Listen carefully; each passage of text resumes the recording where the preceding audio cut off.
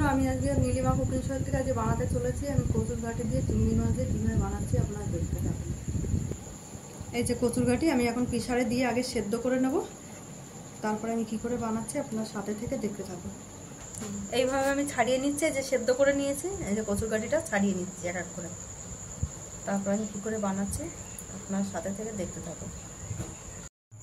আমি কড়াই বসিয়ে দিয়েছি।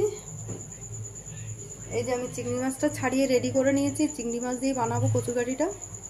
আমি এবার আস্তে আস্তে ভেজে নেব। তেলটা গরম হলে তেল বসিয়ে দিয়েছি, তেল গরম হয়ে গেছে। আমি দিয়ে দিলাম চিংড়ি মাছটা। চিংড়ি মাছটা আস্তে আস্তে এবার ভেজে নেব। এই যে চিংড়ি মাছটা আমার ভাজা হয়ে গেছে। এবার আমি তেলে দিয়ে দিলাম গোটা এই তেজপাতা,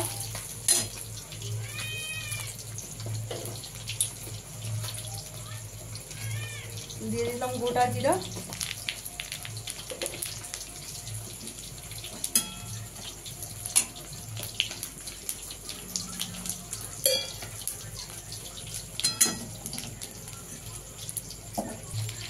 দিয়ে দিলাম পেঁয়াজ কুচি,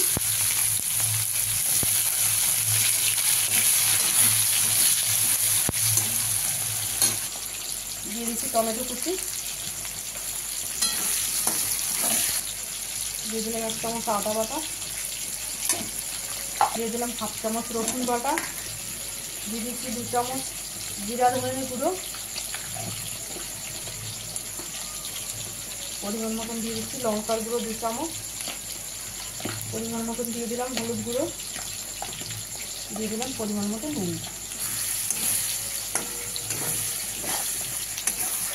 আমি এইভাবে আস্তে আস্তে কষে নেব। এবার দিয়ে দিচ্ছি চিংড়ি মাছটা।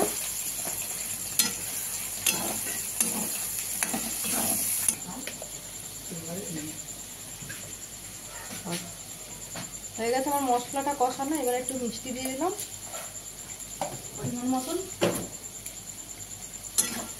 এবার দিয়ে দেবো আমি কচুরঘাটিটা।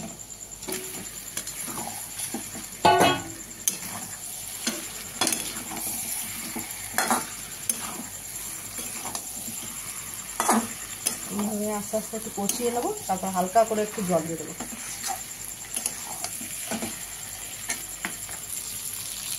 এবার আমি দিয়ে দিচ্ছি অল্প করে পরিমাণ মতন জল, একটু জাল হওয়ার জন্য, একদম মাখা মাখা হবে।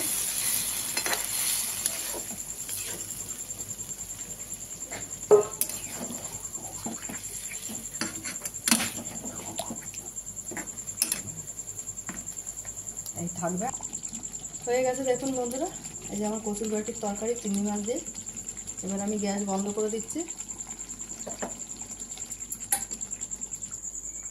দেখুন বন্ধুরা, আপনাদের যদি ভালো লাগে আপনারা এরকম চাইলে বাড়িতে বানিয়ে খেয়ে ট্রাই করে দেখতে পারেন। আর নীলিমা কুকিং শোটিকে ইউটিউবে আপনারা সাবস্ক্রাইব, লাইক, কমেন্ট, শেয়ার করে দেবেন। আর ফেসবুকের বন্ধুরা আপনারাও লাইক, কমেন্ট, শেয়ার করে দেবেন। আর নীলিমা কুকিং শো বলে পেজ খোলা আছে, সেখানে ফলো করে লাইক, কমেন্ট, শেয়ার করে দেবেন। বন্ধুরা একটু লাইক করে দেবেন, একটু কমেন্টও করবেন, না হলে আমি জানবো কি করে